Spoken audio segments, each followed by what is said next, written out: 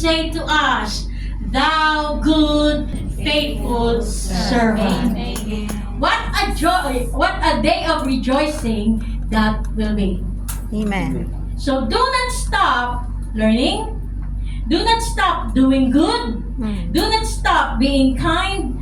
Do not stop reaching out to people. And do not stop loving just like what Jesus said. Because that is the true meaning of disciple. That is what disciple is. A learner and a doer. Amen. So graduates, as you totally finish today, try to pause for a moment and talk to yourself. Ask yourself, am I doing this so I could be a blessing to the people around me? Am I? So the purpose of our life is to give glory to God through our lives. To minister to people by using it for the glory of God.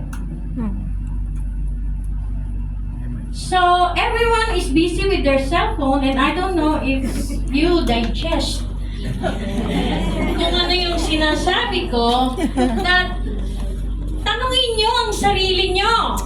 Am I doing this so I could be a blessing to people around me? Have you been faithful? To some of us, yes, we are faithful. And thank you for those mga faithful din na mga naging teachers ng ating Bible study. Amen. And thank you to Sister Lolith na wala na ngayon. And thank you kasi naging faithful kayo. And we are all a part of this. Marami pong faithful servant na nagpapatuloy. Kaya marami pong faithful, pero marami ding unfaithful. Unfaithful as we are, but still God loves us. Amen. Why? Because God is not yet finished with us. And He can do more sa buhay ng bawat isa sa atin. Amen po ba? Amen. So, thank you sa mga masisipag, sa mga nag-a-apply sa buhay nila kung anong natutunan natin sa Bible study. It's not just learning, but applying. Sa mga masisipag at patuloy na nagtsatsagang gumawa para i-please ang Panginoon. Dahil kapag piniplease natin ang Panginoon, ipiplease din natin ang mga kapwa natin. Because that is the love of God. It's love of God, love us, and us loving God, and us loving others. So it should always be.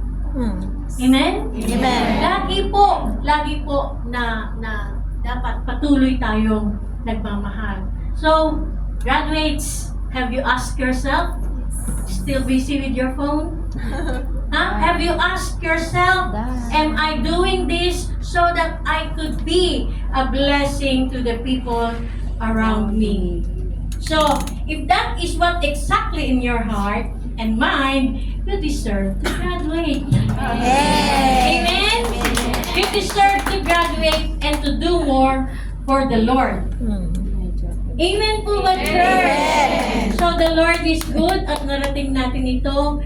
Thank you for the faithful servants of God. Sasabi ko kanina is may iba-iba tayo trabaho, may iba-iba tayong ginagalawan dahil tayo ay isang katawan. Amen. Katawan ni Kristo na kung saan lahat tayo mayroong ginagawa para sa ating Panginoon. Amen. So napakabuti ng ating Panginoon at ano man ang mga ginagawa nyo, I believe it is all counted sa langit. Amen. And thank you all also for the Saturday Fellowship who had been so faithful. Pag sinabi ko, decorate tayo kahit wala sa kahit wala sa Thank you, Saturday. kahit wala sa plano. They are always willing. Thank you, Saturday. And thank you din sa Sunday. Alam ko, willing din kayo. Amen. Willing din kayo. Hindi nga lang Manood. nabibigyan ng pagkakataon kasi mas may, maunay sa may mahirap kayong itaboy lahat para mag-decorate. At least on Saturdays nagagawa namin lahat. So napaka-faithful po ng bawat isa. Kung faithful ka ngayon, dapat maging faithful pa tayo. Amen. Tayong wag nating hayaan na tayo ay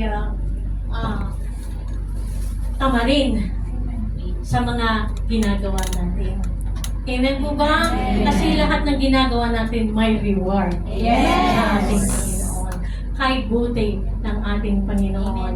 So, church, if that is what exactly in your heart and mind, you deserve to graduate and do more for the Lord, because I know the Lord is with you and the Lord will always be with you. Always acknowledge. So, congratulations to all. Amen. So, glory to God. Okay, apart from Sister May and Sister Lolit sa pagtuturo, we would like also to acknowledge and appreciate all the teachers who had been a part kaya kayo graduate na nagsipagturo. Maraming salamat sa inyo. Amen. Amen. So, praise the Lord nga kasi hindi na tayo graduate kung walang teacher, no? Yes. Wala may tuturo. Salamat naman. Thank you! Amen. So, maraming salamat po. And this now, bago po natin ipamarchahin ang mga talagang graduates, at atin po munang i-recognize ang nakatapos po ng Your New Life. Yes. Amen? So, sila po ay tatanggap ng kanilang mga certificate. Alam niyo naman po, pagkadating sa New Life, marami po yan sa umpisa. No? 10, 15. Pero natatapos yan, natatapos sa 7, 6, 3. Amen. Glory to God. Meron pa rin nakakatapos. And it has been like that for a long time. So now po, 5 po ang nakatapos. Lima po sa kanila ang nakatapos. And I know hindi lang po ito ang umpisa. Ngunit masusundan pa po ito. At darating kayo sa part na kung saan ang mga ano natin, tulad na rin kayo nila. Amen po ba? So ngayon po ay tinatawagan ko po ang Your New Life students. Please get your certificate.